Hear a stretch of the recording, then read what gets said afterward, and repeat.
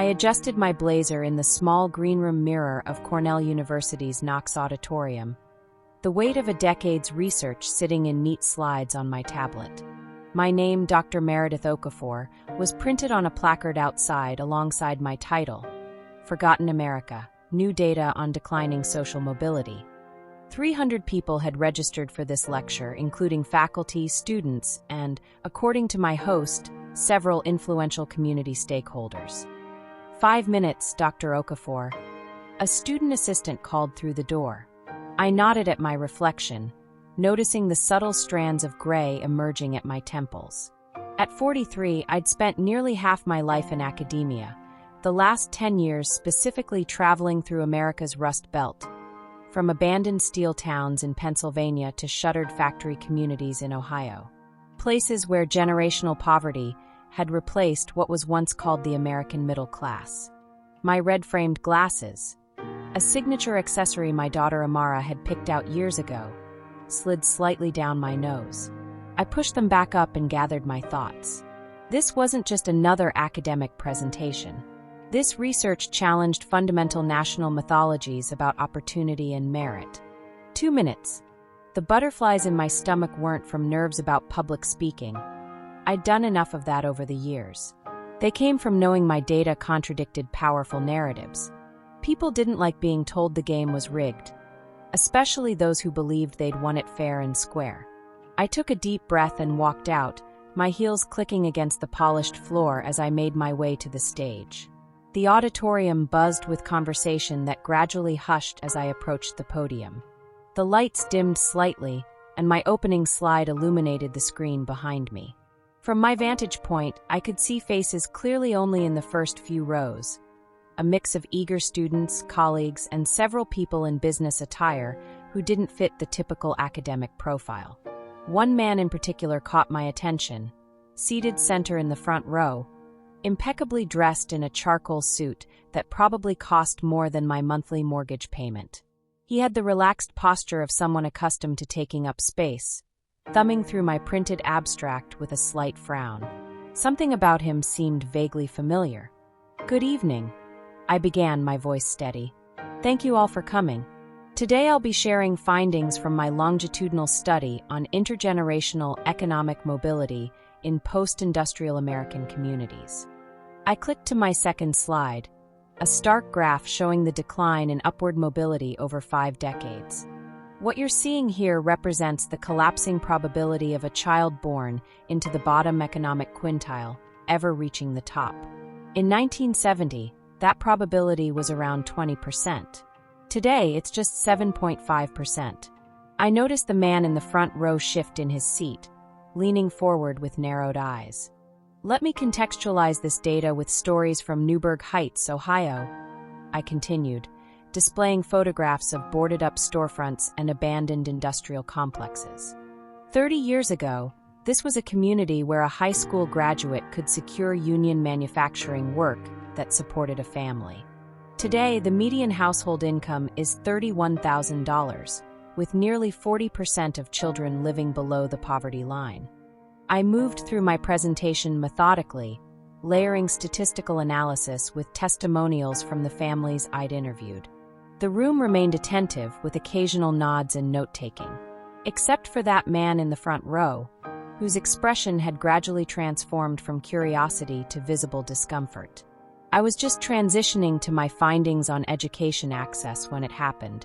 "Excuse me," a deep voice interrupted as I was mid-sentence. The man in the front row had stood up, raising his hand but not waiting for acknowledgement. "I have to challenge these conclusions." A murmur rippled through the audience. This wasn't the Q&A portion.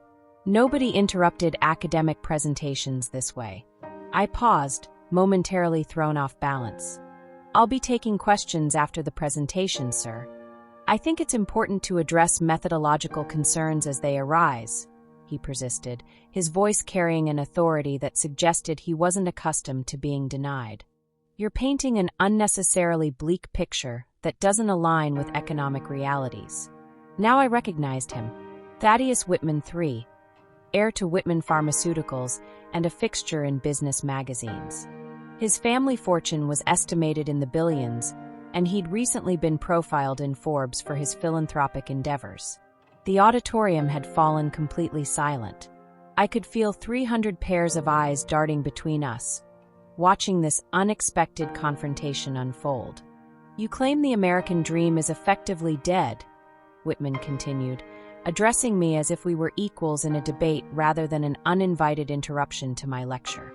"But with all due respect, Professor, your data seems selectively curated to support a predetermined narrative." The silence in the room deepened. This wasn't just an academic disagreement, it was a power play. Whitman stood there, all 6 feet of him radiating the confidence that comes from never having had his right to speak questioned. "I'm the living counterexample," he declared, gesturing to himself. Whitman Pharmaceuticals started as a small compounding pharmacy. Through innovation and hard work, we built something substantial. That opportunity still exists for anyone willing to put in the effort. I felt a familiar tightness in my chest, the sensation I'd experienced countless times as the only Black woman in rooms of power. The moment when you must decide, push back and risk being labeled difficult, or acquiesce and betray everything you stand for. My fingers gripped the edges of the podium, but my voice remained steady.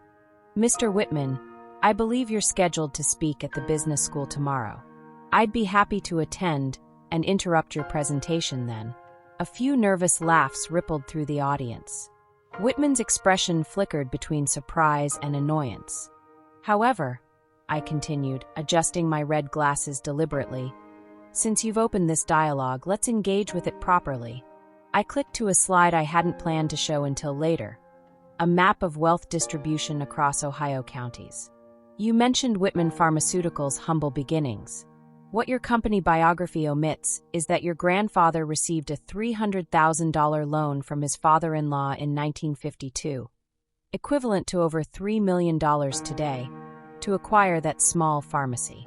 A sum that would be unimaginable to the families in my study." Whitman's face reddened slightly, but I wasn't finished.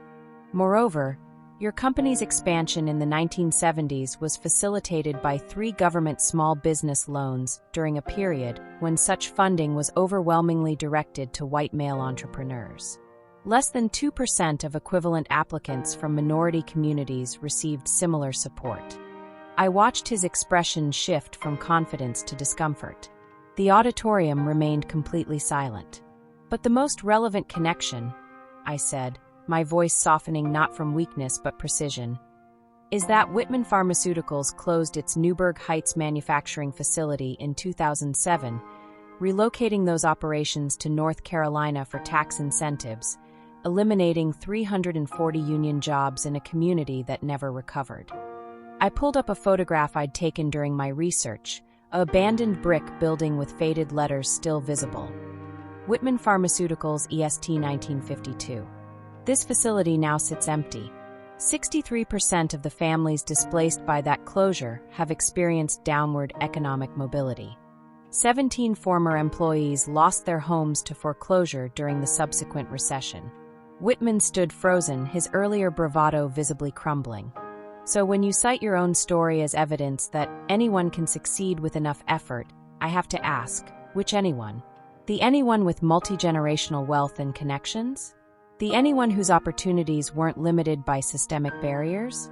Or the anyone in Newburgh Heights who watched their community's economic foundation disappear overnight?" I hadn't raised my voice. I didn't need to. The facts spoke with sufficient force. Whitman slowly sat down, the confidence drained from his posture. "Now," I said, turning back to the full audience, "let's continue with the data." I completed my presentation without further interruptions, though I remained acutely aware of Thaddeus Whitman's presence. He sat motionless in the front row, no longer making eye contact, but staring at his hands. During the Q&A session that followed, several hands shot up around the auditorium, but his wasn't among them. As the crowd dispersed, I noticed Whitman hadn't moved from his seat. I gathered my materials, speaking briefly with colleagues and signing a book for an enthusiastic doctoral student, all while watching him from the corner of my eye. After the last attendees filtered out, he finally approached the podium. Up close, I could see something I hadn't expected: genuine discomfort, maybe even shame. "Dr. Okafor," he began, his tone markedly different. "I owe you an apology for the interruption." I nodded, acknowledging but not immediately absolving. "The Newburgh Heights closure," he continued, "was before my direct involvement in company operations. I've always been told it was an unavoidable business decision. Most systems of inequality are perpetuated by people who didn't create them but benefit from maintaining them," I replied, closing my laptop. He was quiet for a moment, then asked, "Your research on the impacts of that closure, is there more?" "Extensive data," I confirmed. "Economic tracking, health outcomes, interviews. The community experienced cascading effects." "I'd like to see it," he said, surprising me. Not to challenge it, but to understand it. The auditorium was empty now except for us and a maintenance worker adjusting lighting in the back. Through the windows, the Cornell campus glowed in early evening light. "Why?" I asked directly. Whitman hesitated. "Because you made me realize I've been telling myself a story about merit that doesn't match reality. If what you're saying about Newburgh Heights is accurate, then my family's success is complicated." I studied him carefully. His interruption had been entitled, but this vulnerability seemed genuine. "My office hours are Tuesdays and Thursdays 2 to 4, I said finally. "I'll be there," he nodded. "And Professor?" "The foundation I chair. We've been focusing on educational scholarships, but perhaps we've been addressing symptoms rather than causes." As we walked toward the exit, he asked, "What would real accountability look like for a company with Whitman's history?" I adjusted my red glasses. "It would start with acknowledging the harm done, followed by substantial reinvestment. Not as charity, but as addressing a debt." "I'd like to continue this conversation," he said as we parted outside Knox Auditorium. The autumn air carried the scent of fallen leaves across campus. Walking back to my temporary faculty housing, I felt something unexpected, cautious hope. Not because one wealthy heir had shown a moment of reflection, but because it reminded me why I'd spent a decade gathering this data. Real change begins not with perfect agreement, but with uncomfortable conversations based on uncomfortable truths. In challenging Whitman's interruption, I hadn't just defended my research. I'd created an opening where none existed before. Tomorrow, when I speak at the community college in Syracuse, I'll add this encounter to my lecture. An unplanned case study in how privilege responds when challenged, and how sometimes the most important conversations begin with someone saying, "You're wrong. And here's why."